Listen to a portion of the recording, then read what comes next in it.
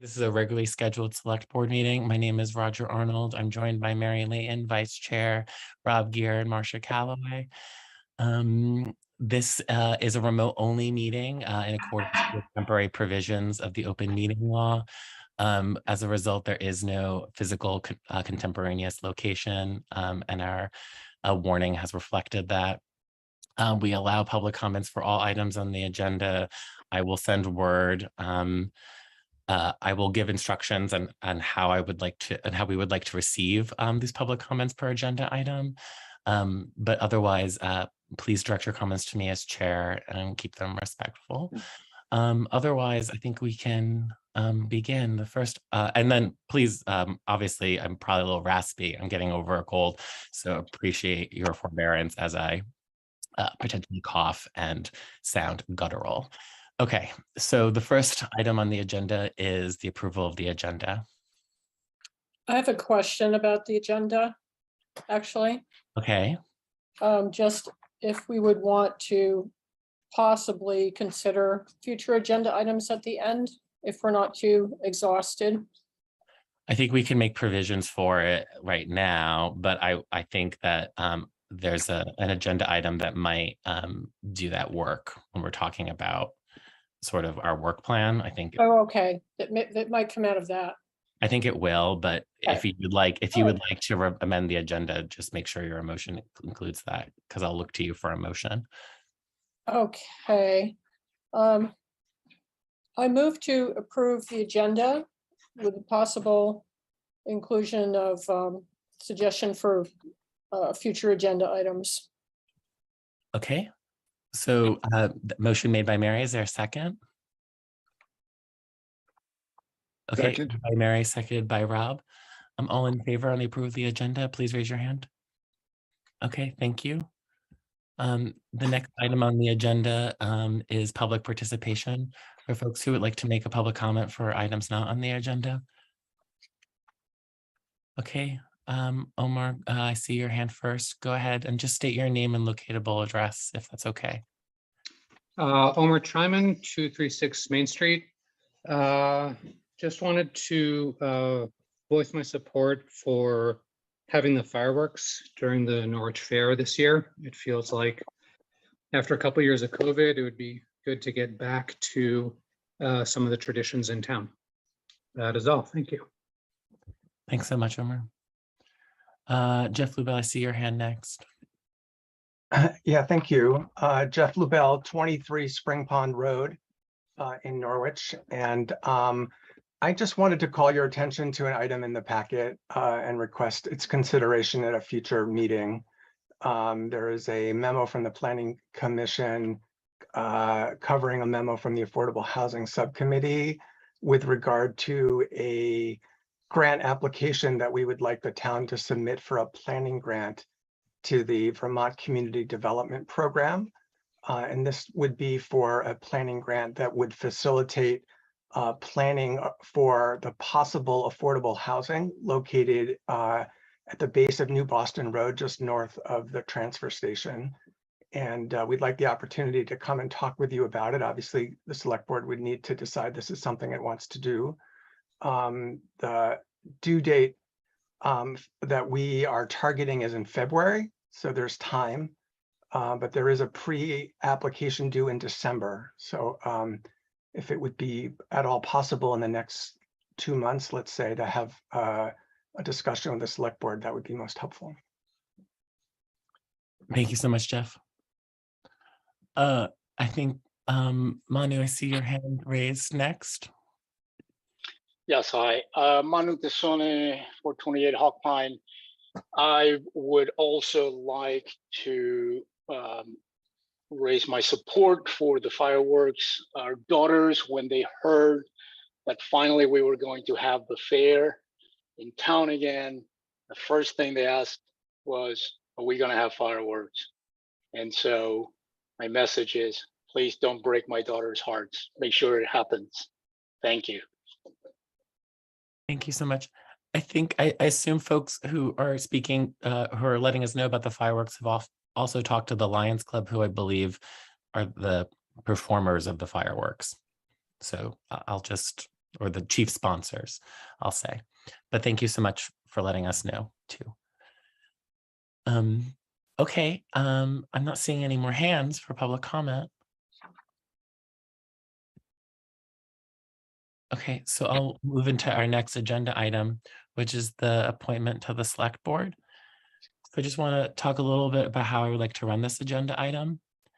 So I would like to, we received 2 applicants and their applications are in the packet, right? As we decided would be the process at our last meeting. So I would like to hear from our applicants first, and I would like board members to ask any questions.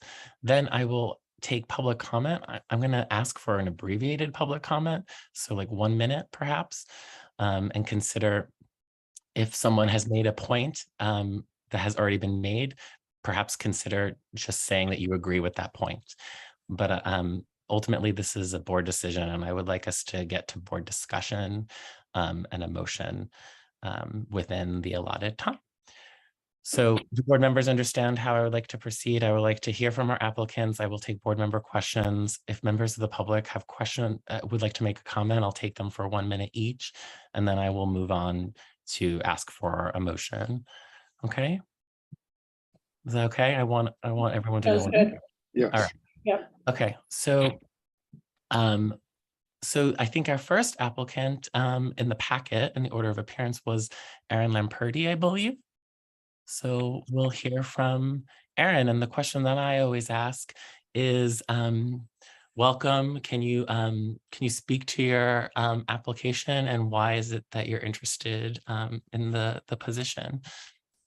Hi, sure. Thank you. I applied because I feel like the town, with capital T, the town government in particular, has suffered some shocks in the last few years between COVID and the Great Resignation and various other events. And I feel like I'm somebody who can help bring a calm and deliberative and problem-solving, constructive kind of approach.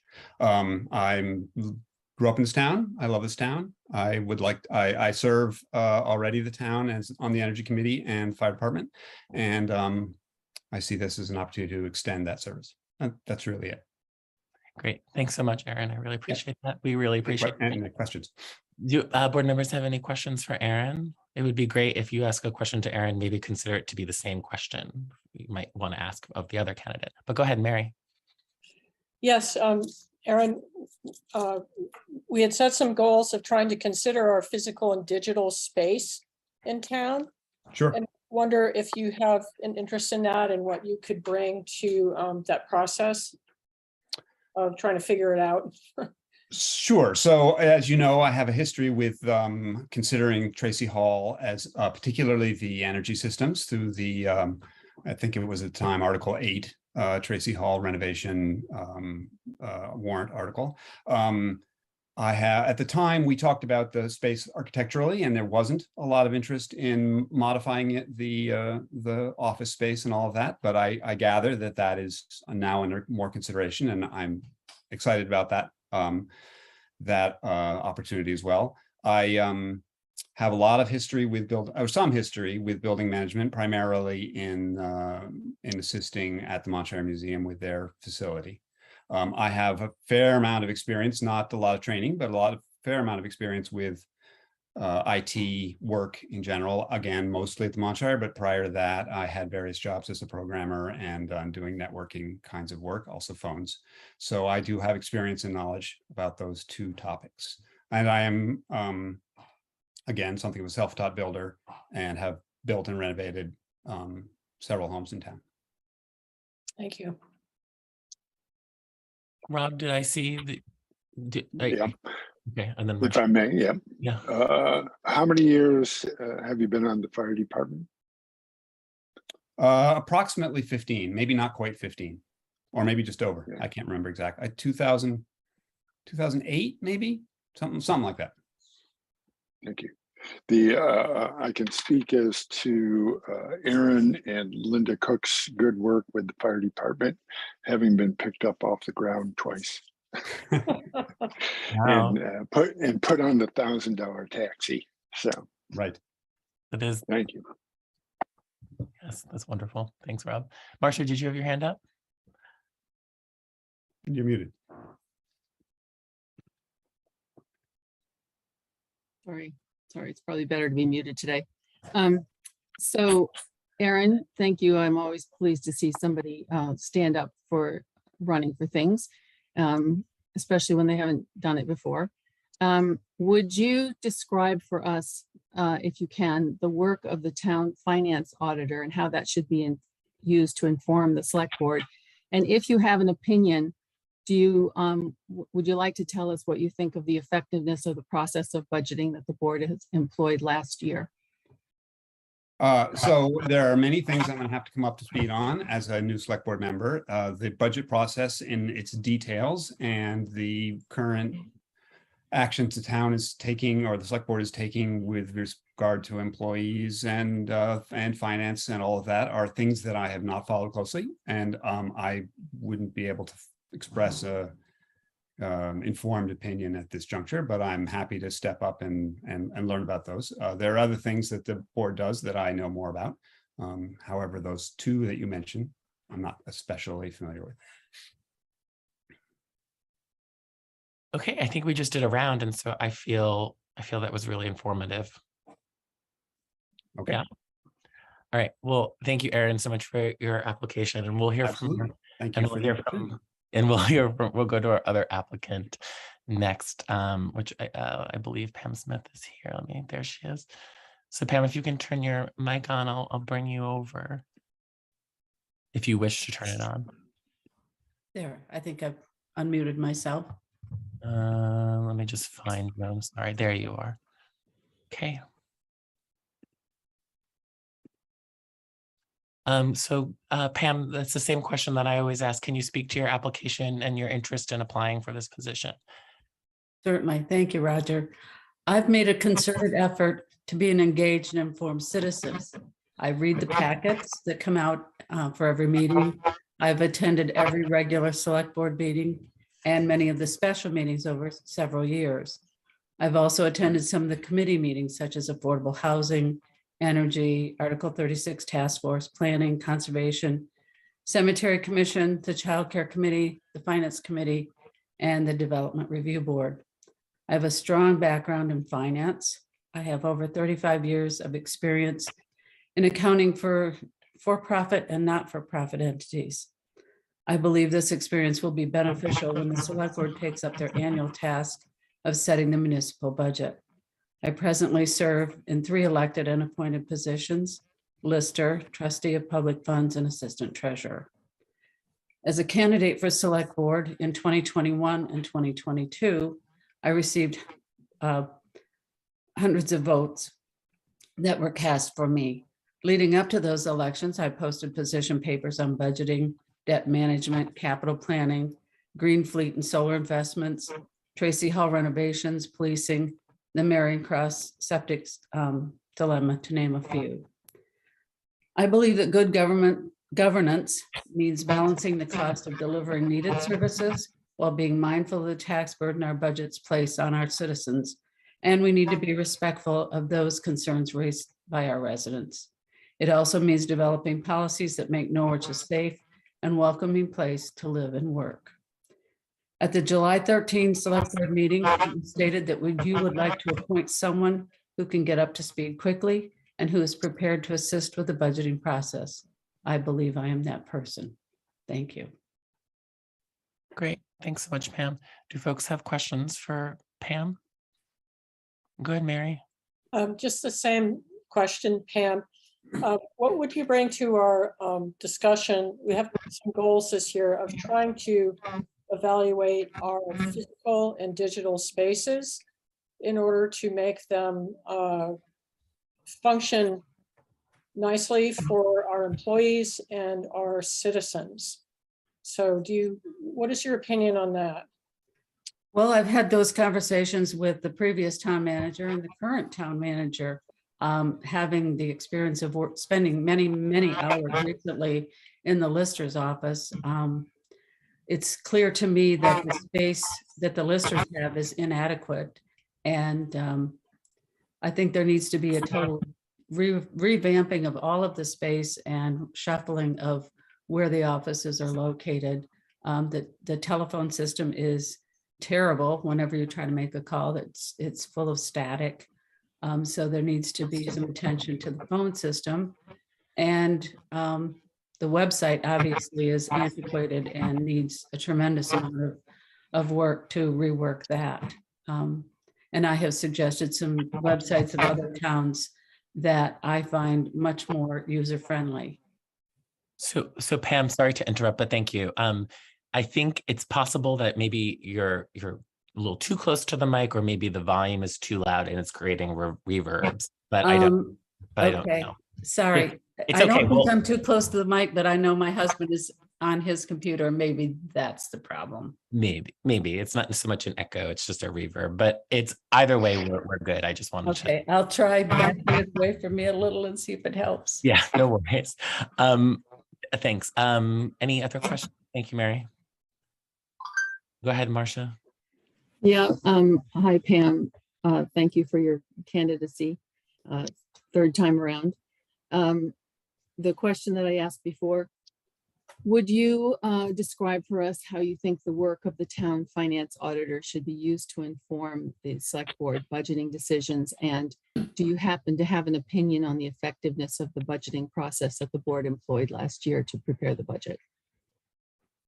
Well, I've attended many of these budget sessions over the last few years, and I think I liked the process last year much better than previous years, when there was the approach of averaging out the expenses of the last 3 years and coming up with a number.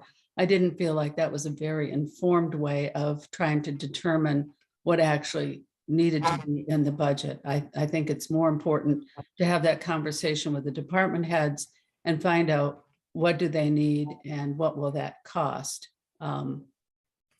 And I also think that it's very important to work with the department heads to do a better job of capital planning. That we need to see from these department heads what they expect to need over the next 5 years. What will it cost? What do we need to put into those designated funds to make those purchases happen on the schedule where they need these items purchased. As far as the auditor, I see the auditor as someone who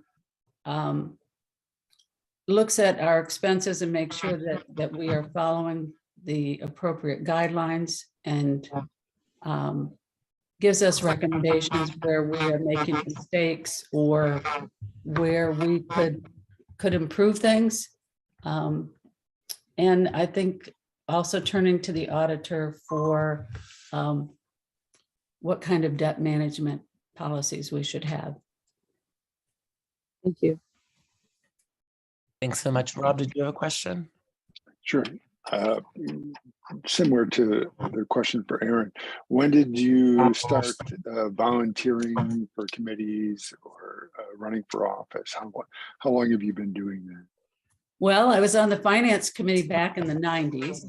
That was my first volunteer effort.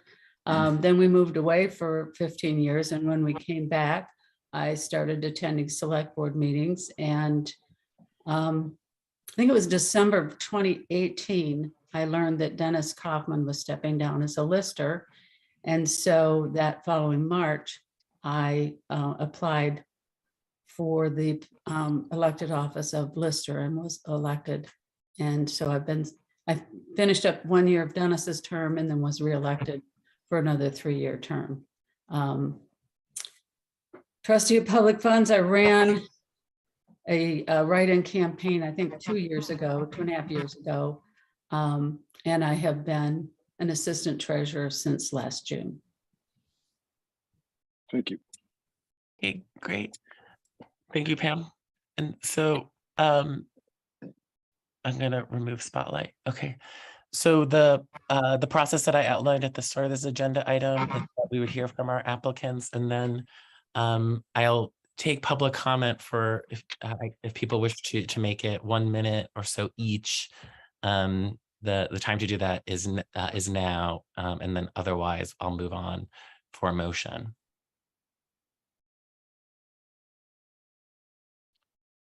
Okay, Jack Cushman.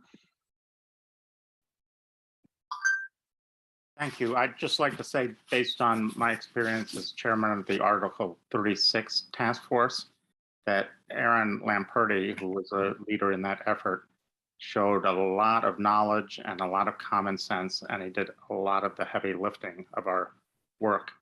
And he adhered very closely to the spirit of consensus that we tried to follow in that work. Okay. We have a lot of hard work and difficult decisions ahead on climate issues. They're not easy, but we need to act responsibly. Some of our work is long overdue, and it should be done in the next few months, which make this interim appointment particularly meaningful, at least as regards climate change, which is my focus. Thank you very much. Great. Thank you, Jack. That was pretty much exactly 1 minute, so it's a good model for folks to follow. Thank you, Jack. Mary Gorman, you're next.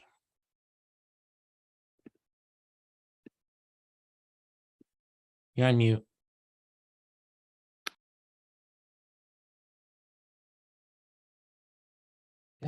Sorry, Yep. Mary Gorman, 504 Hawk Pine Road.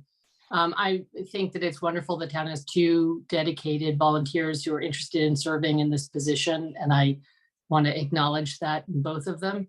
I do think in the spirit of fairness and in democracy, Pam Smith has run for this position twice. 400 people, over 400 people in the town supported her in the last election. And that to me is really a powerful statement as our town thinks about democracy and fairness. And in that spirit, I think that 400 people's vote, as opposed, with all due respect, to 4 people's votes, should be taken very seriously. And I'll be very disappointed if the select board believes that its kind of sensibility about it should supersede 400 citizens. Thank you. Thank you. Leslie Wells, I believe that you are next. Hi, it's Marshall Heinberg along with Leslie Wells. Thank you, Roger. So just first, I would, based on what you have said, I'll follow the rules, but I would echo the sentiment made by our most recent neighbor in terms of the importance of the 400 votes as compared to 4 votes. So that's thing one. Thing two, having sat through a number of these select board meetings, obviously the issue about attitudes towards hiring a police force and how important that is or isn't would seem to be a seminal issue. And I would appreciate if you would consider asking the candidates or getting a sense as to what their views are on that issue, because there's been a lot of attention paid and a lot of concern. And Department of Public Works. As along with the Department of Public Works. Thank you very much. Great, thank you. Next is Manu, I think. Yes, hi, thank you. Manu Tassone, 428 Hawk Pine. I just want to publicly support Pam as I was the chair of the Finance Committee, and I worked with Pam very closely. And I found that while we didn't agree on every issue, when we disagreed, we could work very well together and find a path forward. And I really enjoyed working with her, and I think that you would as well. And then the town will have a chance at the next election to assess her performance. But I wanted to publicly give my support for her application. Thanks, Manu. I think Jen Goulet was next. Hi, Jen Goulet, 185 Upper Loveland Road. I would, in the interest of time, just like to echo what Mary Gorman has already said, and just publicly say that my husband is here with me and we both support Pam. And yeah, that's it. In the interest of time, done. Great. Thank you, Jen. I appreciate you hearing us on that. Thank you for your comment. Paul Magniello, you are next. Yes, hi. I wasn't going to comment, but I think I need to make a comment. It's not that I support either Aaron or Pam. I just want to make, I've been upset, kind of concerned about the way the discussion has been going about democracy. Aaron was not running against Pam. Pam was running against Roger. So Pam would not be necessarily, should not be, we should consider the two candidates for their qualities and not necessarily the democratic process. So that's the only comment I really want to make. I would have no problem with either Pam or Aaron being on the select board, but let's not get things mixed up and say that this would be a travesty of democracy if Pam was not elected to the select board because she had been in the prior election cycle. So that's the only thing I'm concerned about. Thank you. Thank you, Paul. Linwood Andrews, go ahead.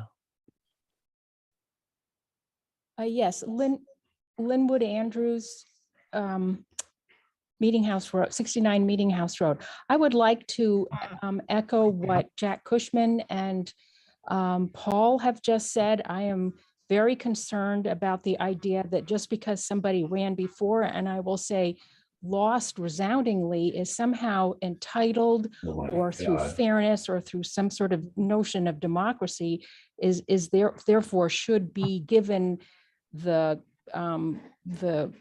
position. I don't agree with that. In addition, I feel that the concerns about what's been going on with town employees and the police are all very important issues.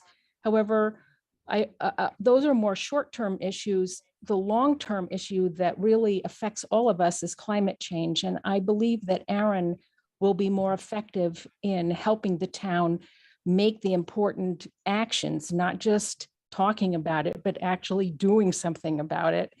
I think Aaron is the stronger candidate in that regard, and therefore I hope you will consider him and select him. Thank you. Thank you, Linwood. I think I see Amy. I think it's Jan is next. Yes, Jan Lasbro. I think, am I unmuted now? Mm-hmm. Okay, Jan Lasbro, 35 up Webster Road. I'd like to go back very quickly and support Pam Smith. Really, the two things that are most important to me is the combination of, I think she said it, that she put out position papers on a wide variety of town issues before the past election and received hundreds of votes of support in that election, and her participation and just consistent commitment to participating in town affairs. So I would strongly support Pam Smith. Thank you. Okay, thank you. Jim Untal, I think you're next. Go ahead. I'm Reverend Jim Antal, and I live at 829 Union Village Road. And I wanted to echo both Paul and Linwood's comments that this is what's before us is a question about the competency of two people, not what has happened in previous elections. We are fortunate to have a select board who we're looking at right now as a consequence of how democracy works, and I'm grateful for all that they do. The second thing I wanted to do was to underscore what several have already said about the importance of climate change. Climate change is going to be the biggest opportunity this town has ever had. New reports that have been released in the last week indicate that Vermont has more counties than any other state that will be less affected by climate change going forward. And we need a select board to organize our town in a way that will receive the migration of people who will be knocking on our door. And somebody with Aaron's expertise will be a great addition to the select board. Thank you. Thank you, Jim. Okay, I next see Arlene Rotman. Go ahead. You're muted.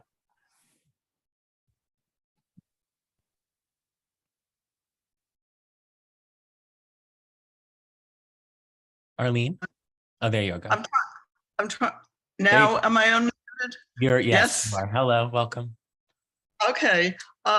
First of all, I want to congratulate the select board for having this meeting and giving everyone an opportunity to be heard. And I want to thank both candidates who are offering their services to the town. However, maybe this is the lawyer in me, but it's the select board that has the right to make this choice. And this is not an election, and this is not based upon how many people in the town support anybody or winning the election. And I should note that Pam has not been chosen by the voters in the last 2 elections that she ran for. Other than that, I would just like to agree with the sentiment about the need for long-term planning. And I think that Aaron is the person who has the broad background for long-term planning. And I couldn't agree more about climate change being the most important issue facing us.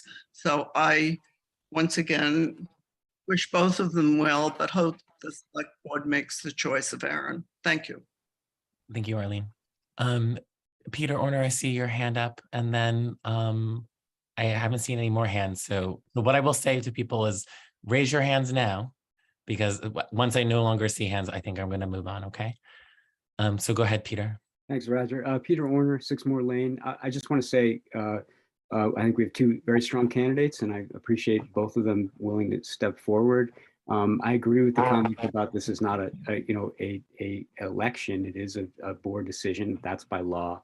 And I just want to speak to something that Jack Cushman talked about in terms of Aaron and his skills as a very thoughtful, deliberative person, somebody who's going to bring consensus and problem solving to the board. With all respect to, again, both candidates and their volunteer and their contributions to the town, I think that we should really consider Aaron as somebody who can bring us all together. And I think we need that right now. Thanks. Thank you, Peter. Amy Stringer, I think your hand was next. I assume this is Amy now, yeah? Yeah, my turn. Hi. Amy Stringer, 95 Upper Pasture Road. I just wanted to say that, yes, I absolutely agree that climate change is a huge and important issue. And I hope all of us are doing our own personal best in that regard. But what the select board said they wanted was someone who understood finance and who could come up to speed quickly on the way the board worked. It is so obvious to me that Pam, who has been to every single meeting, has been very interested in what's going on in the town. And that's what I think we need. So I would support her kind of candidacy. And I'd love to see Aaron run for the board in the next election. Thank you very much. Okay, thank you. Beth, I see your physical hand. So I'll get to you right after the next Zoom hand that I saw, which was Cheryl Lindbergh. Thank you, Amy, for your comment. Go ahead, Cheryl.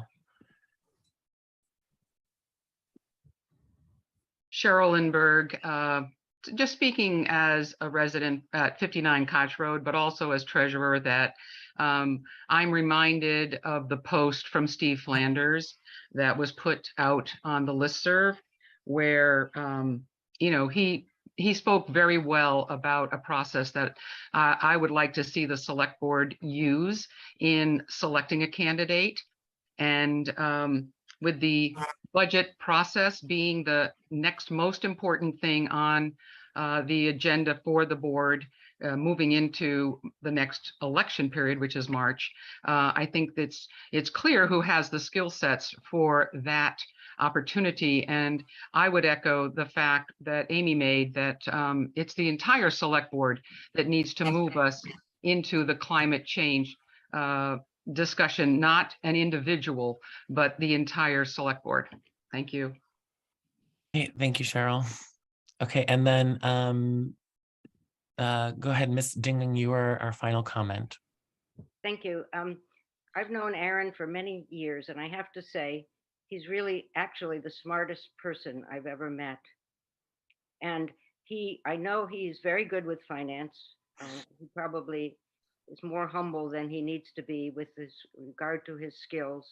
And beyond that, he's really excellent in bringing people together and seeing other people's point of view, and not being in any way partisan about things, and also just really, really dedicated to the idea that we have to address climate change. So I would very much support him. I believe he could come up to speed fairly quickly with almost any issue that is facing the select board. Okay, thank you so much. Thank you everyone for your public comments. Thank you to our candidates for sitting through and hearing all those public comments. That speaks highly of you both. It's really appreciated. I should note that this office comes with an oath, right? And so until you're sworn in by the clerk, either person who we may appoint can't actually serve with us. So that's FYI that, they should, whoever we select should reach out to Bonnie so they can take that oath and join us at our next meeting. That being said, I'm happy to take a motion, to get a motion on the table so we can make our forthwith appointment. Go ahead, Marcia.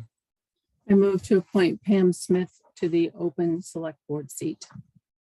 Okay, is there a second?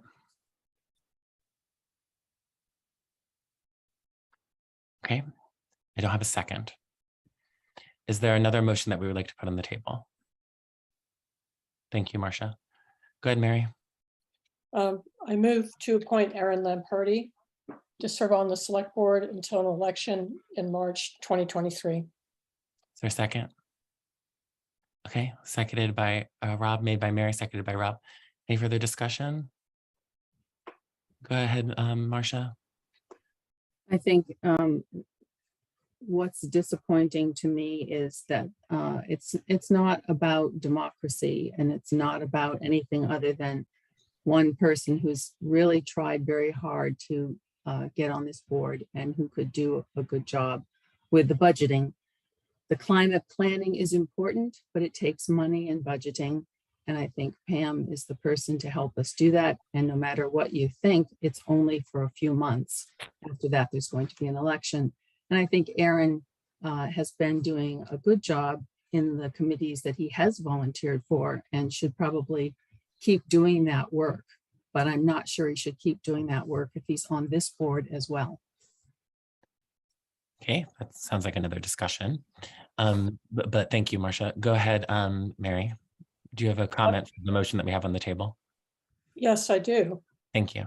It's about Pam Smith. We need Pam Smith to remain as lister because we're going to have to deal with a reappraisal. We need Pam Smith to remain as assistant treasurer, and I believe she'll have to step down from those, those positions in order to take this one.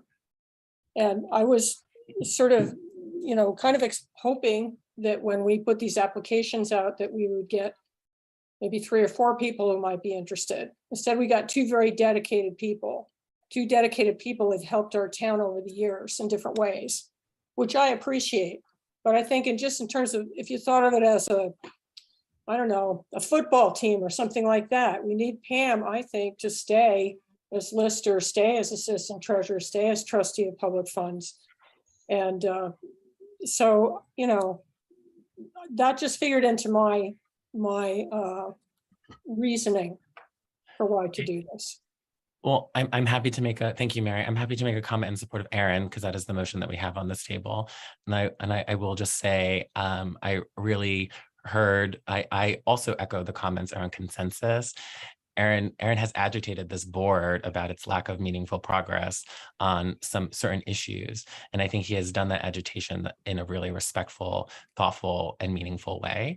And I am happy I welcome working with agitators who and have it move towards meaningful collaboration, right? And so I appreciate that particular just one particular aspect of Aaron's body of work, right? So I'm happy to say that. The only thing else I would say is that, yes, we are all one vote, but we represent also hundreds of votes too, right? You know, we are a board that was elected and in most cases ran against someone. So I think that is perhaps why the law allows us to make this interim appointment. All right, so that's all I have to say. Rob, do you have anything before I call the question? It's okay if you don't. No. I wanted to speak in support of Aaron. From my experience on the Energy Committee and Article 36 Task Force, he was always extremely well prepared and had done a great deal of research and gave all aspects of the challenges a look from different angles, and is perfectly willing to accept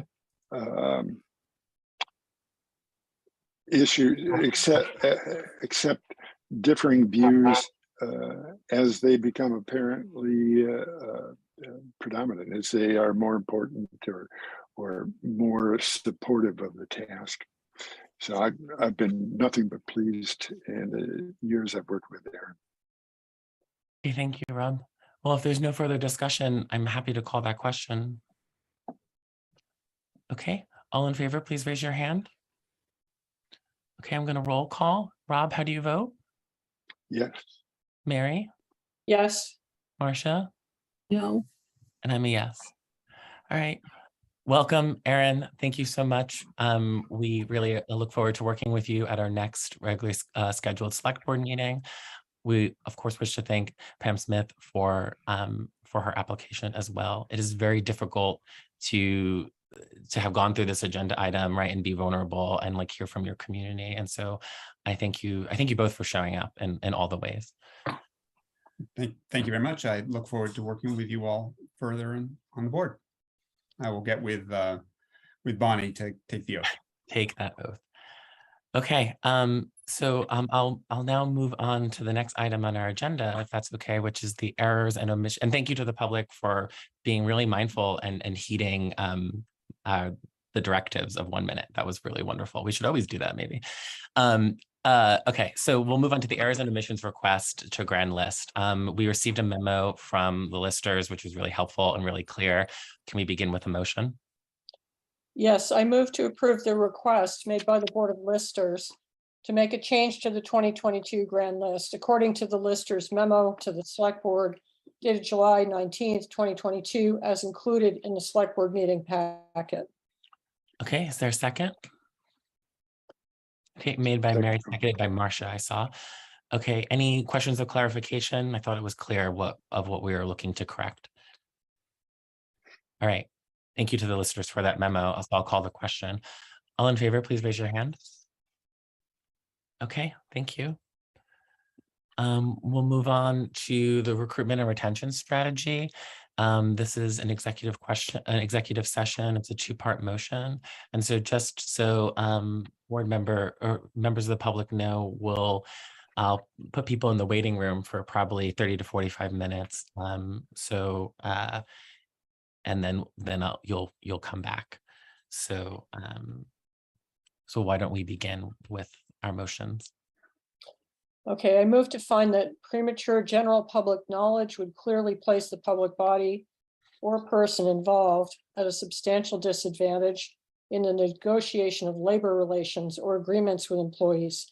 For example, revealing bargaining strategy and the town's disposition with regard to current economic conditions. Okay, is there a second? Okay, made by Mary, seconded by Marcia. I'm gonna call the question if that's okay. All in favor, please raise your hand. Okay, thank you. Is there a second part of the motion? I move to enter executive session pursuant to 1 VSA section 313A1B for the purposes of considering the impact of inflation on personnel retention and recruitment, and to invite the town manager and finance director. Okay, great. So members of the public, I'm going to put all of you in the waiting room for 30 to 45 minutes, and then we'll go into executive. You have to vote. Yes, You have yes, to yes. second and vote. I'm just letting the people know what to expect. Right. Was there a second? I'm sorry. No. No. Did I get a second? Okay, Rob seconded. Thank you. So Mary made, seconded. I already discussed. All in favor? Wait. What? May I raise a question? Yes, go ahead. Would it be appropriate for Aaron to be invited to join, even though he can't He hasn't vote at sworn this in point? yet. Okay, He's not sworn in. okay. Gotcha. Okay. Yes. So Aaron is welcome to stay as a dutiful member of the public to watch his future colleagues, but nonetheless, he won't be invited. Okay, for now. All right. So can I call I'm going to call the question now. All in favor? Okay, great. All right. So now, as I've described a couple times, I'm going to put folks in the waiting room. Recording stopped.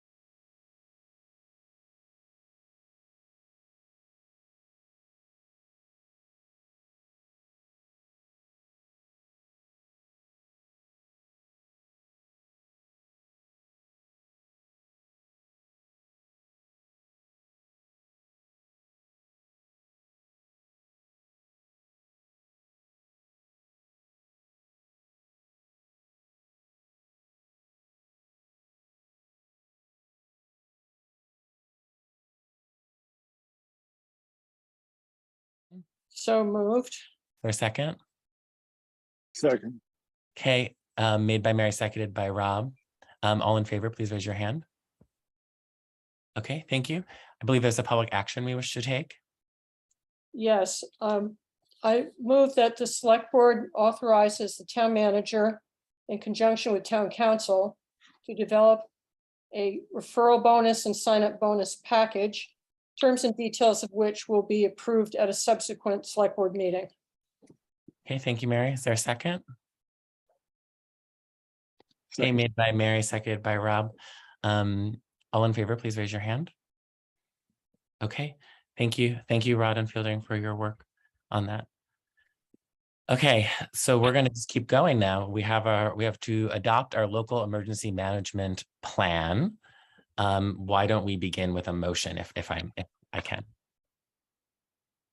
I move to adopt the proposed local emergency management plan as contained in the select board meeting packet. Is there a second? Okay, made by Mary, seconded by Rob. All right, so any questions of clarity that we need for this? This should be a familiar document to all of us, obviously some amendments. Go ahead, Marcia. Yeah, I've got a couple of things. Okay. On page 4 of the plan, page 11 of the packet, the Norwich listserv is listed twice in terms of methods for getting in touch with residents or alerting residents to a problem. And I'm just wondering, an EMS emergency notification system is listed but not described. And I'm wondering, if we don't have one, shouldn't we be considering something like this RAVE mobility safety thing that can send thousands of messages per second? Because what I'm concerned about is, if you look at this, if something happened, the onus is on people to try and find information. And if everything is down, internet, stuff like that, it would be very difficult. And plus, sometimes people are just too frazzled to think about what they should be doing. So if we had that notification system like I've experienced in other places, I think that would be good.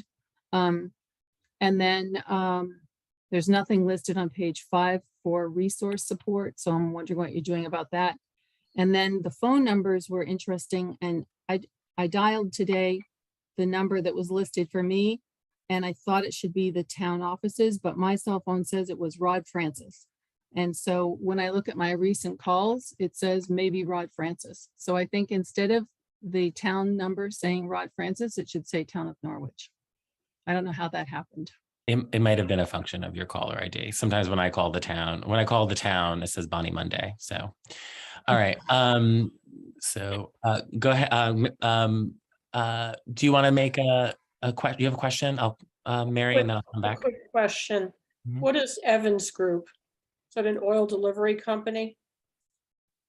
And why are they in there? For oil spills? We'll get to that. Thank you. What- Do you have, We'll get to that. I'm collecting all the questions. So Rod, Oh, okay. can- Yeah, thanks. Sorry. Do you have any other questions though? No, but I hope we don't have any disasters because I think we're thin on the ground, but we don't have enough people to deal with this, but yeah. Okay. Rob, do you have any questions? No. Yeah. Quick follow-up, Marcia? Yeah, I forgot to say, I thought in the beginning, there's no listing for police on the first page. It's Got it. only, and I think, it's great if we had a fire emergency or something that they could help with, but if we had an active shooter at the school, we need police on there. So that would be number 1, the emergency management planners. Okay. Rod, can you go down with these questions? ENS is listed but not described. What is our current ENS system? And then you can take all Marcia's points about developing a better system under consideration for the purposes of this agenda item. You're on mute. Rod. Which page was the EMS reference to? Sorry. Page 4 of the plan, page 11 of the packet. Right.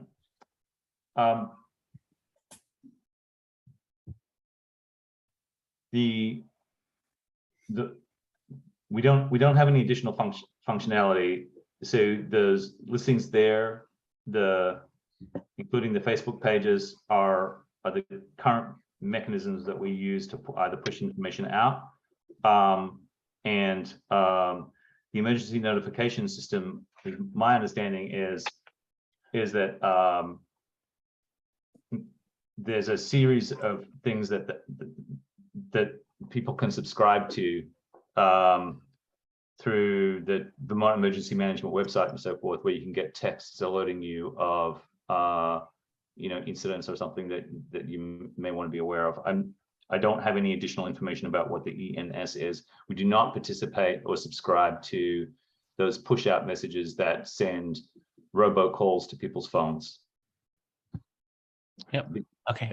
Yep. I also, the town of Lebanon has a system that even alerts me to when like the pool is closed, right? So Right. I think all of that Yep. Mark was speaking to could be taking under advisement, right? Yep. For now. Yep. Okay. And then why is the oil company listed? Was Mary's question. Currently, Evans Oil is our supplier, and so if there's a spill or some other kind of facility related issue, they have a team that they can Response team. Yeah. sort of a cleanup team, and then beyond that, there's other services that we would use. So that's more directly related to. They are also our suppliers of fuel oil and so forth. Would they be, I assume the fire department also has some ways to mitigate spills. What was that sorted out by the incident commander or what? Within the structure of emergency response, the state runs a hazmat team, which is basically made up of skilled firefighters on call across the state and a special statewide hazmat team. So depending on the hazardous material spill and its location as to how they respond. So the first level is the emergency first responders locally, including the mutual aid. And then beyond that, it's specialized response, which could be a contractor like Clean Harbors and or the statewide hazardous materials team that is associated with the state Vermont Emergency Services agency, or it could be also the Agency of Natural Resources hazardous materials spill team. So there's two at the state level, and there's local response as well. Mary, Evans could be just part of that chain then. Yes. Yeah. Okay. It's not I wanted to know. Thank you. So I think Marcia's comments around a more localized ENS system should be taken up if we ever discuss our digital spaces more meaningfully, because that could be part of a change in website services as well. Yep. But otherwise, I would like to move us along, because it's 8:13 and we're 4 agenda items behind in that timing. So Marcia, I would like to move us along, if that's okay. Yeah, I just would like to see the police be a little elevated on here. I don't see the police here tonight, but. Okay, that's noted. All right. So I have a motion on the table. I would like to call the question. Okay, all in favor, please raise your hand. Okay, thank you. I appreciate everyone's help in getting us moving. All right, so the next is the approve the bid for the code compliance work on the DPW Underground Storage Tanks. So why don't we begin with the motion? I move to authorize the town manager to accept the proposal from FPH Tank Installation and Service, Inc. and contract for additional necessary electrical work for total costs not to exceed $36,000 to be paid for out of the garage reserve fund. Okay, is there a second? Second. Okay, made by Mary, seconded by Rob. Okay, discussion. So there was a memo from our DPW director, which outlines it. Let's go straight into questions. I saw Marcia's first. So proposal number 2 is the one that's recommended. But if proposal number 1 recommends elevation of the concrete to limit water getting into the tank containment sump pumps, I'm just wondering why replacing caps, as is proposed in number 2, is going to prevent water getting into those sump pumps And if we approve number 2 now, are we still going to be asked in the future to do the work that's listed in proposal number 1? And also, it says that there was an NEC code violation.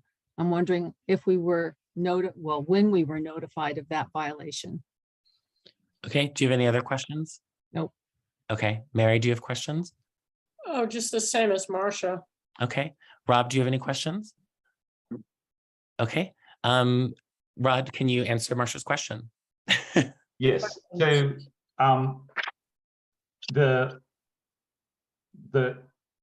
risk of infiltration or intrusion from water without the concrete barrier is not insignificant, it's not zero, but on the advice of the contractors and after review and conversations between the DPW director and other people in the field, the conclusion was that the lower of the 2 bids is the preferable move at this point, given the low likelihood of that intrusion.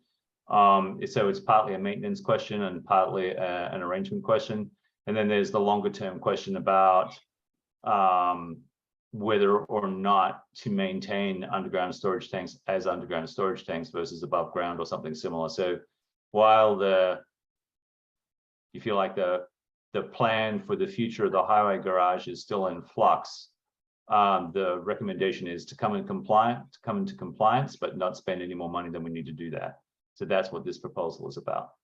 And so with regard to how we found out about it, there's a protocol where town personnel are required to sign off on an annual inspection of the underground storage tanks. And the new DPW director was unable to conduct the inspection because of the condition of the caps. So the interstitial caps were unable to be opened, and so therefore the inspection wasn't able to be completed. This brought us in, this was a non-compliant setting. As far as we can establish, the caps had not been removed and inspections hadn't taken place for several years. Wow. Okay. I think we answered all these. Marcia, did you get your question answered? Yeah, were we fined? No, we just have to come into compliance really quickly. Okay. So to that end, thank you very much to Chris's work and your work on this, and then I'm happy to call the question. Okay, all in favor, please raise your hand. Thank you. Okay, the next item on the agenda is the authorized bid for the disposal of hazardous waste at the transfer station. Why don't we begin with a motion on that, Mary? Thank you.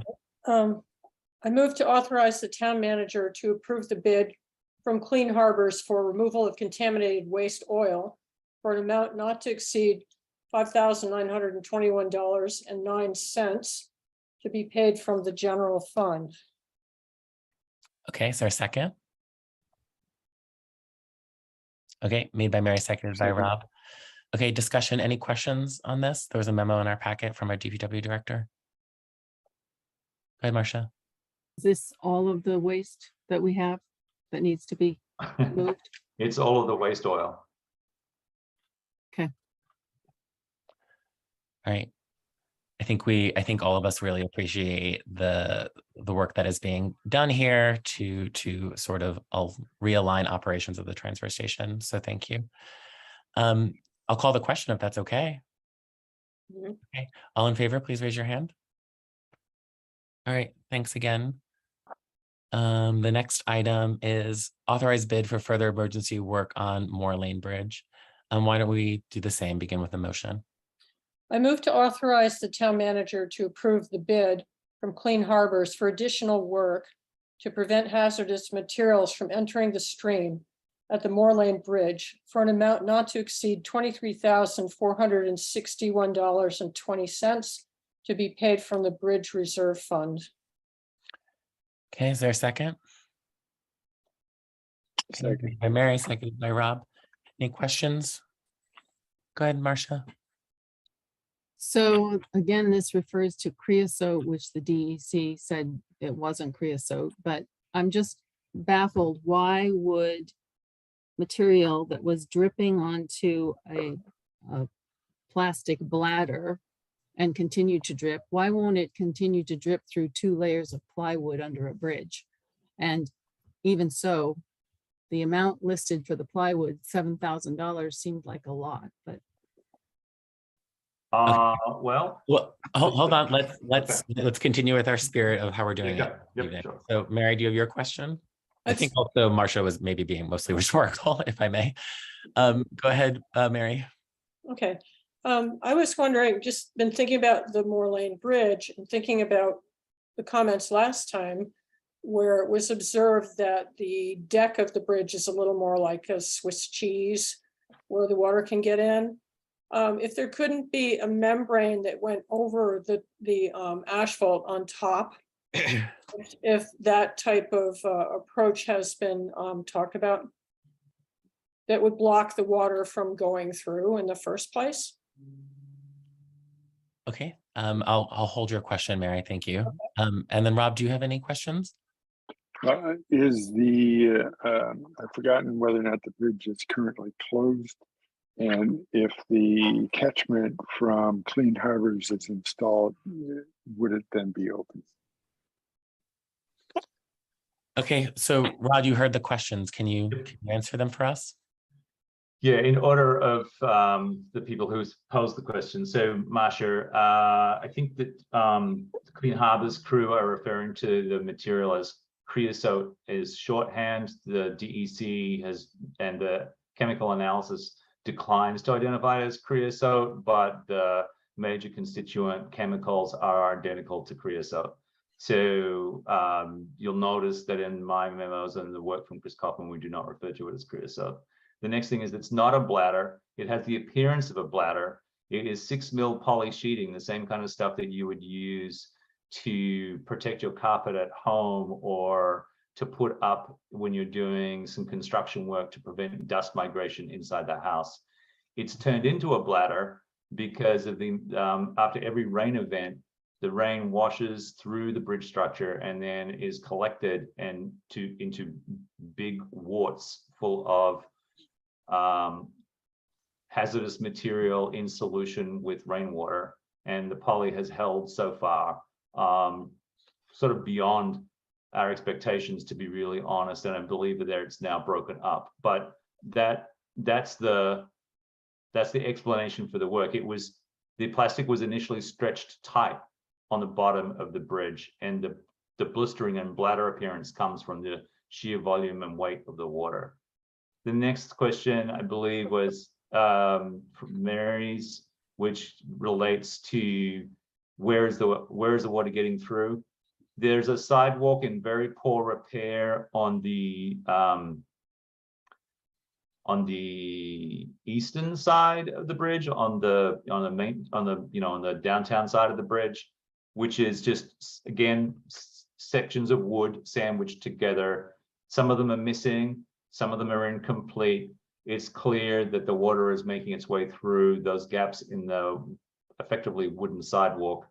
Then the blacktop itself, there are cracks in the blacktop, and there is a clear crack between the edge of the blacktop and the concrete sides of the bridge rails, which we believe is allowing large amounts of water to pass through and into the pass through the bridge deck. The bridge itself is on a slight angle, so the lowest corner is on the corner closest to Beaver Meadow and closest to the village. And so that's where the majority of the material is collecting. The bridge is open. The bridge has never been closed while we've been doing this work. It's only the underside of the bridge we've been working on. The containment so far is simply the poly sheeting nailed on with battens. The next proposal is to do a double layer of plywood sandwiched together, offset so that the edges of the plywood don't line up with each other. So therefore, and then that be those edges of the plywood be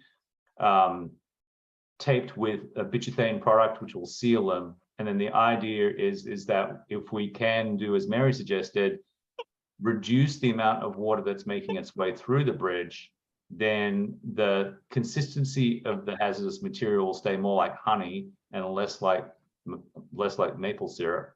And there'll be less volume, and it will be able to be captured and contained by the plywood sandwich that will be applied to the bottom of it. All this is conjecture to some extent. We have a visit scheduled with DEC spill program on Friday, and Chris Kaufman and DPW director and I will be present for that meeting, and we will take guidance from the spill program. We're yet to hear from the cleanup crew, the cleanup program of DEC, and we're working in conjunction with Clean Harbors to come up with a plausible solution. And yes, it's because it's the area of the bridge is considerable, and it's a double layer of plywood, and plywood is currently $80 a sheet. So that's how you get to $7,000. Okay. Go ahead, board members, but like, you know, what questions could we possibly have? But go ahead. I think Marcia was first and then Mary. But it just doesn't, I mean, I'm having a hard time wrapping my head around why plastic wasn't successful and plywood, which in my world gets wet, and I just don't know why that's going to work. And it seems like an awful lot of money for something that's probably going to just get overly damp. I mean, maybe you're going to contain water from the top, but I think what we're dealing with right now is, you know, standing in the field, staring at the underside of the bridge. You know, we've been doing it ever since the poly sheet was put on. I would say between the two of us, Chris and I have visited under the bridge, you know, 4 or 5 times since July 6th, including the most recent time with the meeting with Clean Harbors. So we are struggling to find a scenario that's going to work. And, you know, part of the problem is we can't take any more permanent steps because we haven't gotten any direction from the state as to what to do and how soon to do it. So we're struggling to find the best method for containing it, but, and clearly the plastic isn't working. What the plastic taught us was that the real issue here is the sheer volume of water associated with rainfall events that's transporting the hazardous material into the brook. We weren't able to establish that before because the tarp was so tattered and so ineffective that we didn't see that happen. We didn't see that step.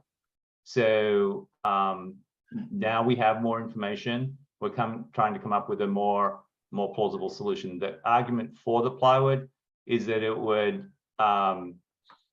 be able to repel, because it would be bituthane coated on both sides. It would be able to repel the water, and the water would, you know, that it would make a firmer sandwich and not be subject to the kind of movement that we've seen with a poly sheet. The question about whether we try and find a way of capturing the sheer volume of the liquid in something like a tote, a large tank that we would then have to locate under the bridge is a possibility that we've talked about too. But we're looking for feedback and we're looking for input from the experts, and that process is ongoing. Right. So just to summarize really quickly, we are working with a qualified consultant to create temporary solutions while we wait for regulators to advise on a long-term solution. So all of which is to say these are inherently good faith efforts, is what I'm hearing. So just quickly, Mary, you had your hand up, but I think you're retracting, which is, but go ahead. No, I'm not retracting. I'm waiting patiently. Yeah, go ahead.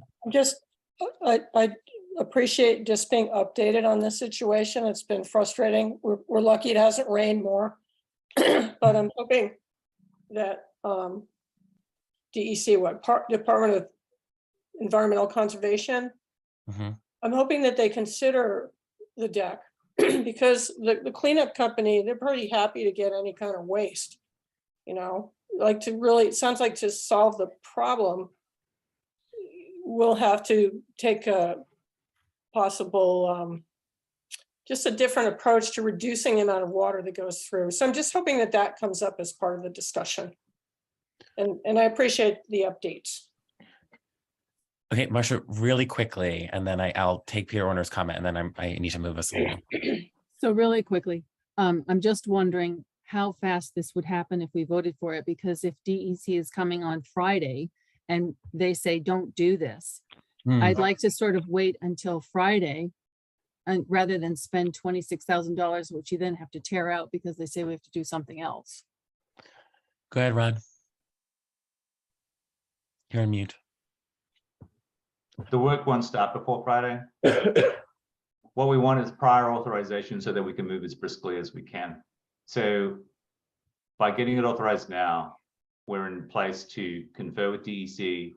If DEC agrees that this is the best strategy, then we'll go ahead and we'll execute the contract and then it will be done. If DEC says that's crazy, don't do it, then we won't schedule a contractor and we won't sign the contract. That's great. Okay. All right, I'll take a public comment and then I'll move us on. Thank you, Rod, for you and Chris's work on this. Go ahead, Peter Orner, you can make a comment. Peter. Thank you, Roger. And I apologize, I'm entering late to this discussion. But I have a couple things I'd like to say, and that is with regards to the Murray and Masterson Environmental Services Report, which I'm sure you guys have all read and familiar with. They conclude that, however, mobilization of the bridge decking emulsion presents a significant risk of impact to this sensitive receptor. It's very clear that that has already occurred. This has been ongoing for many years now. And both temporary solutions have failed within days of their implementation. So to echo what Marcia just said, I think, you might not want to throw more money at this problem until maybe you're sure that it's going to stop it. If you go under the bridge and you see these huge bulges of chemical that are currently, as we speak, draining into the brook. So we have a direct chemical contamination and emulsion of a very hazardous chemical directly into the pristine water source here. So it seems to me that the bridge, the train has left the station in terms of it already having an impact. So while I think the Murray and Masterson report was very comprehensive, its conclusion is questionable because it has already occurred. So, I think the question now is, how are you going to stop this? And I don't think, given the almost immediate failure of the last attempt, that it seems a little questionable to try to double down on the plastic because of the amount of rainwater and, frankly, the amount of chemical that you can see. These are black bulges that are currently draining into the brook, as well as from the sides. I sent a picture where you can see that it was repainted and it's already draining down the side. So, this is a very sensitive area, and I think that it probably deserves it to be addressed in a way that will actually stop it from continuing. So those are my 2 cents on this.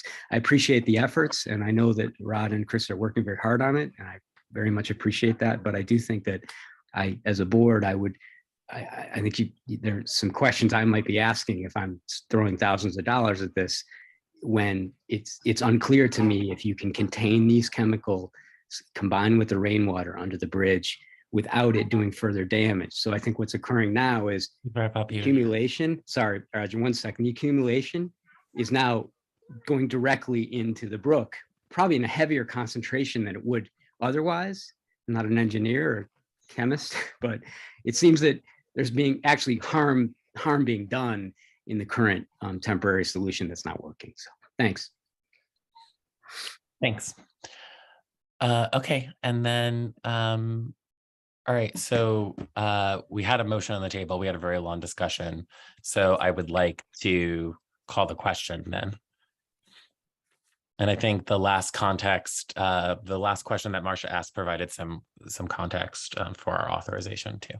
So can I call the question? Do we need to amend the motion based on what Rod said? I don't think I have good faith. I don't need to amend the motion. Unless Mary would like to amend it. No, I would not like to amend it. Okay, so can I call the question? Sure. All right, all in favor, please raise your hand.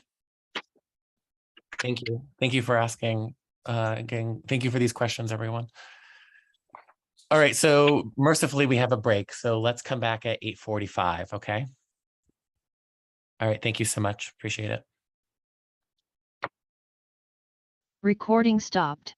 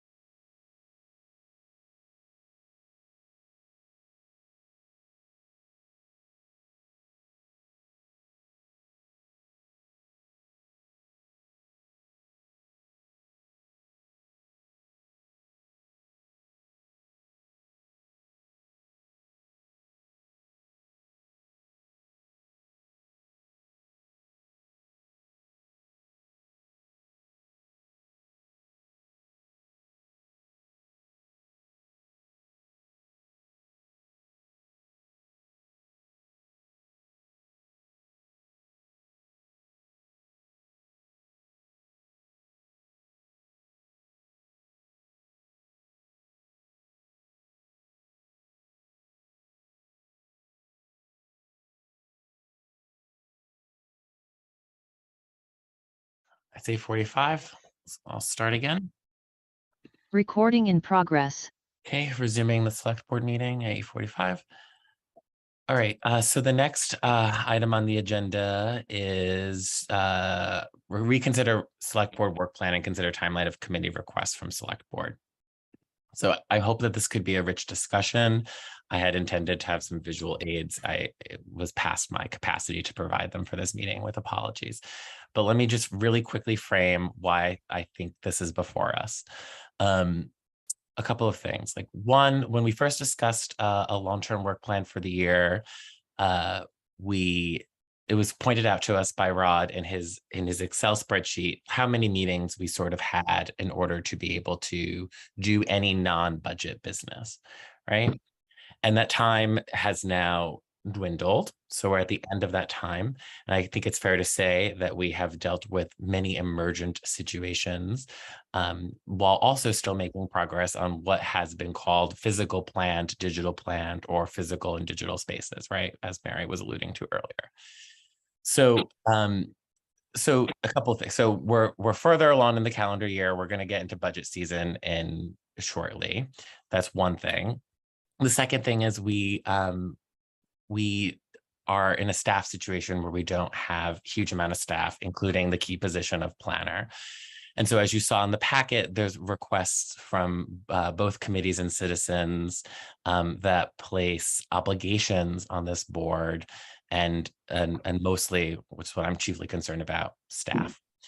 And so I will say, just candidly and personally, I think I have done what I can to express the board's opinion, or rather to express where the board's work is now, and you know, to seek some, you know, level of commiseration, if nothing else, from our committees about, you know, of where we are now. But nonetheless, I would say the pressure alone on me personally is reason to bring this before us and have a discussion. Does that make sense? Sure. So in other words, people reach out to me, they want stuff. I explain what the board is working on. They still want their stuff. How's that sound? And so now I'm at the point of my own personal capacity where we need to have a discussion. But furthermore, ultimately, the board as a whole could make decisions about the work plans of the committees that we ultimately appoint to. And I think it's now time to like have some discussion and governance around how to act accordingly. So so because there's a giant frog in my throat, I want to be able to, I'm gonna stop talking, and then I'm gonna ask Mary, Rob, or Marcia, can you repeat what I said in your own words to make sure that we have a common understanding before we do anything else? Can I ask that of you? Sure. So go ahead. Marcia, I see you're nodding. So do you want to take a stab at it first? Basically, you're feeling the pressure from people in town who aren't seeing enough things being done, and the staff isn't able to do it. And so you want the board to weigh in and talk to committees to sort of orchestrate what's going on. Yes, that's largely it. Yes. Thank you. Mary and Rob, anything further? Any nuance that you would like to add? I was thinking, perhaps incorrectly, that most of the pressure was coming from the committees and commissions, but so this is yes, from the public too. It gives me more to work with. Yes. Okay, Mary, do you have any thoughts? I'm just trying to make sure we all have the shared understanding. I'm sorry if this is a silly exercise. I don't think it's a silly exercise, but it's a little hard to know how to sort it out. It's very clear we don't have much time to resolve anything. And various requests, you know, they all seem, committees and their goals, they all seem to be really good requests of moving the town forward in a lot of ways, but I don't really know how to pare it down. I mean, should we be working from a list and just say no, no, no, no, no, or what? Or just say we can't do anything more. We're just gonna work on the budget. Is that where we're at? So I think that's what we should discuss, basically. Yes. So now that we all sort of have the same understanding and we've expressed that with thanks, I think we should move to your question, Mary, which is like, what would we like to do? What as a board how we would like to advise the committees who we ultimately make appointments to? They operate with significant autonomy and make significant requests of this board. And we are at a point where we're going to be doing just budget season. And so I think and that in the context of staffing, I think we owe them a response, if nothing else. Does that make sense? Just as a devil's advocate, okay, could we just say, have a moratorium on requests till next spring? I can't imagine it in this town. I'm just being a devil's advocate. But we've also, in the past talked about having sort of more input into committees and, having more representation on committees. But if we're going to each be on 3 committees, as well as be on the select board, and we have to report back and everything else, I don't think that's going to work either. So it's a little bit of a quandary, I think. Okay. Marcia, do you have thoughts? Yeah, I think that we probably don't have the bandwidth to join 3 different committees. But I think what we could do is divide up the committees and ask each of them to give the representative on the select board sort of a thumbnail sketch of what they are doing and what they think this board and the town wants them to do. Yeah. And then we could bring that and have a discussion with, amongst ourselves. But I think the autonomy that I see out there from people having their own website to whatever, it makes me a little nervous. So I think it's a good idea to do this. And I also think, to Mary's point, you can put a moratorium on people who are in committees bringing stuff to us, but you can't do that with the public who are anxiously waiting for things.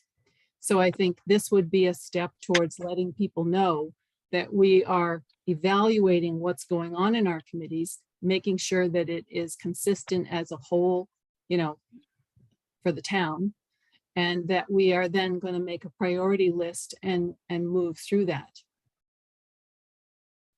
Right. And that priority list, given the current calendar moment, might not actually be with this board even. Well, maybe with the direction of the board. Yeah. Okay, go ahead, Mary. I like Marcia's basic idea of getting kind of a synopsis from the committees. And I don't know if that would be monthly feedback or what, but also what would we like to know from committees? Like how would that synopsis be helpful? What do we want to know? What do people want to get done? I mean, it's almost, what questions would we want to ask? Right. Okay. Rob, do you have anything before I return back to Marcia? I was thinking that some of the committees that I've worked with or on, you lose track of what your charge is and how that breaks down. And so I don't remember seeing in any of my materials the repeated requests for action or information from the committees. Now, maybe that's something that someone else is getting, but I'm not seeing it so much. Yes, I think so. There's there's 2 frames of thought that I hear splintering off. I think there's like a wider governance question and sort of the reporting structures that we wish to set in place. But then I think I'm speaking, and that's like a long-term, relationship building question, which I think is important and that we've all talked about. But I think the other thing, what I'm looking to do, right, what I'm more concerned with is this more immediate set of circumstances where it would do this board a good service to hear about what's cooking, with our committees, and then say like, you know what, that takes a lot of staff time, that takes a lot of resources. This board would like to advise you that that is not a project you should take on. And then they don't have to accept the advice, but ultimately, we do make the appointments. So you're saying, ask them to come up with that list of what they're expecting and then give them feedback as to what it's just not going to happen because we can't accomplish it. Yeah, I think we need to begin to move as one Norwich. And I think we need to, we see the bigger picture in terms of labor and personnel and staffing levels and staffing pressures. That is something that we have the benefit of knowing, right? And so what do we do with these obligations? We need to then in turn, I think, begin a process where we then advise. And I can think of a couple now, examples now too, which is Trails Committee. That suggested ordinance change is important and it's lovely, but it produces a lot of paperwork for town staff. There's a lot of legal considerations and maneuvers that need to happen. And it's not a priority right now. So we're going to put it on, we're going to file it and we're going to thank you. And now they have an answer, but then they have the benefit of the answer and they have the benefit of hearing from us, but then they also have the disappointment of getting postponed. Right, but you set expectations. That's right. So Marcia, you had your hand up before and I just took liberties with apologies. So I was thinking what we want to know is what they understand their charge to be. What are their goals for the year and what initiatives are underway? Yeah. And then we can look at that and say, all right, this is how it fits into the bigger picture. But I think it would also help if those things could be posted on our website so that people could see them. And when they are ordered in terms of priority, we could put them there. And then that goes a long way toward saving everybody's time when the public says, where's this issue? Yes. Yeah, I think that makes sense. Mary, did you have your hand up? I think that's very logical, what Marcia just said. And, hopefully when we're more digitized, it'll be a better interaction, with the website. I just still feel really squeamish on committees in fulfillment of the open meeting law. And I know as select board liaison to the child care committee, I really rode that.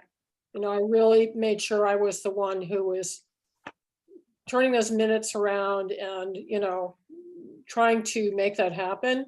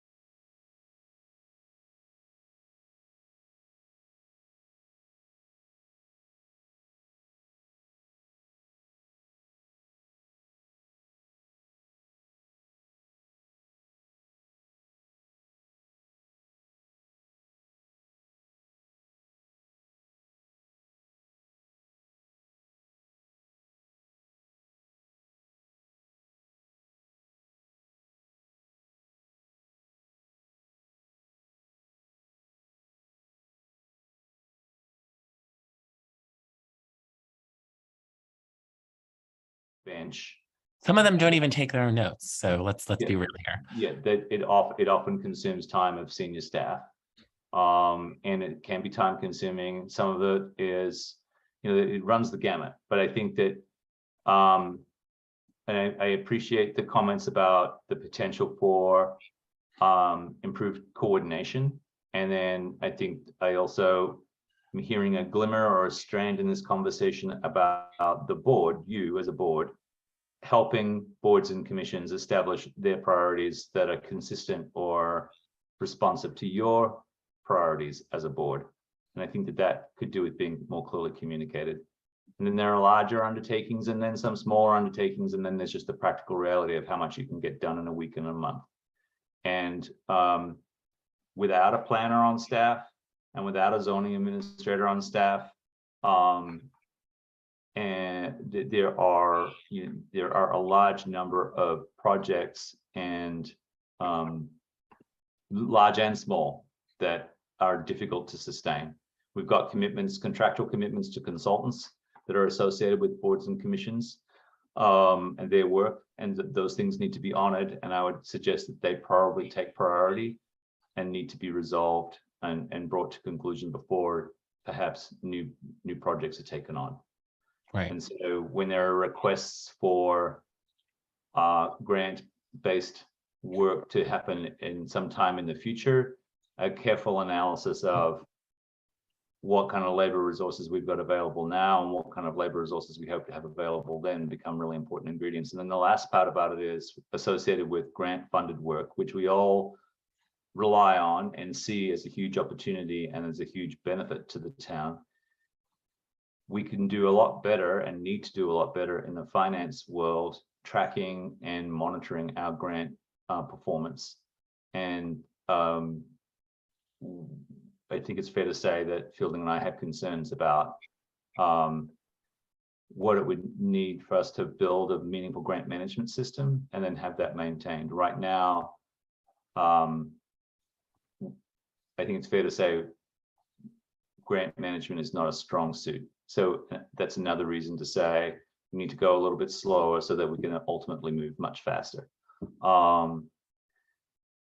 I think realistically, you could, I can work with staff to formulate an email that goes out to boards and commissions. The chairs would probably need to convene their groups to really respond to those questions in a thoughtful way. But you should be able to have the answers back no later than the beginning of September, Okay. or even Yeah. the last week of August, right? And so I think that's plausible and that's reasonable. I think you don't have much more time than that because you realistically need to go into That's budget right. budget consideration really this year, probably earlier than last year. And we would hope to be in serious budget discussions and by October. And the other part about that is that as the town manager and the finance director are going to be almost solely focusing all our time on the budget, and then are not in that pool of staff that can support boards and commissions with their grant questions and compliance, and certainly can't help them with these the myriad projects that are floated at the moment. Okay, so I think we should wrap up this discussion as much as possible. It's 9:15. We're still, so I think we have a clear plan on what we would like to do next, but I'll take final comments and then we'll move on. Go ahead, Marcia. I just see those three questions as sort of factual and they shouldn't take that long. So Yeah. I'd be disappointed if we couldn't have something by, our first meeting in August. Yeah. So They would have to convene as a group, and I think Rob was suggesting that their schedule is monthly. So, but we'll figure it out based on that. But I think you're right. It should be a 15-minute agenda item for them. Go ahead, Like Mary. ours? Yeah, touche, Rob. Touche. Touche. Go ahead, Mary. Broader spectrum. Touche. Go ahead, Mary. I'm just thinking that it's okay to do less You know, like, I think at my school with the COVID, we had to do so much less. And people don't really, you know, people always think you have to do more and more and more, but you can do a better job with less. Yeah. But, and that gets back to the moratorium thing. I think we may just end up having to pause. Yeah. But also people do need to understand why, and that's where I think Marcia's Exactly. questions are great. But it doesn't mean that you're going to pause things forever either. Yeah, move slow to work fast. Well, it's okay to just put some stuff to the side. It really is, but people may not believe that. Great. So I think this has been a good discussion. We talked about how we want to talk about something, which is always helpful. Okay, so I'm going to send these questions as proposed with a little email introduction to committees, and we'll begin that work, if that's okay. We have to, I think. All right. So do we feel good? Should we move on? All right. Sure. Thank you all for your contributions. All right. The next is the consent agenda. Why don't we begin with a motion? Oh, yes, the consent agenda. I move to approve the consent agenda. Is there a second? Made by Mary, seconded by Marcia. Discussion on the consent agenda, which includes minutes, correspondence, and the warrant. Go ahead, Mary. Just on the correspondence from the state about the reappraisal, I could use a recap of where we're at there. Yes, so go ahead, Rod. As the letter that's in the packet says that the chair of the legislative body or their designee would sign that form. And so I designated Rod to sign it. So Rod, do you want to tell us what that means? So yeah, it's a little circular, but basically we have now been officially advised by the tax office that we need to do a reappraisal, which we knew was coming.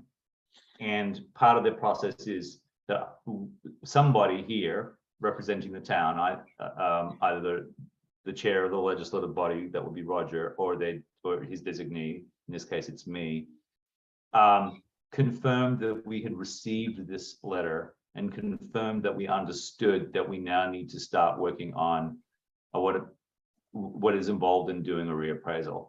If you read it carefully, you get we still have several years actually to do the reappraisal, and it will take probably 18 months or 2 years of full-time work to do the reappraisal, but we need to show that we're meaningfully pursuing getting a reappraisal. The recommendation that was made the last time when this came up way back in January or February, I believe, when we got some information about the CLA and a few other things, and there was at the urging of the listers, there was a discussion. The question was whether or not to pursue the one response that the town had received for the RFP, and you as a body decided to let that go, that response to the RFP go. And the understanding that I formed then was that we need to develop a new RFP and go back out to try and obtain a firm of consultants to do the reappraisal. And in that time, there's also been significant changes at the level of the state with regard to how they maintain the statewide grand list. And so without wanting to bog down into too many technical details and go into rabbit holes at this time, there's a new system and there's it promises compatibility with a wide range of software that listers use to do their work. And the recommendation from the town's assessor and our previous regional coordinator from the Department of Taxes recommended that we review the software packages that are now available and think carefully about the software packages as a precursor, as a preliminary step in formulating an RFP and determining who we want to work with, because each company will want to work within a software package.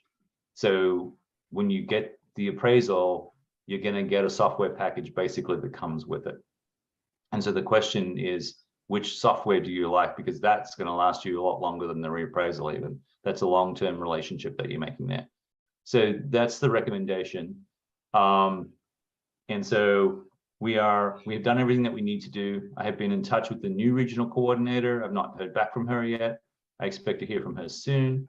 And I think that in the near future, we need to get some clarity as to how to communicate with the listers so that we're all working towards the same goal. Yeah. On the same schedule.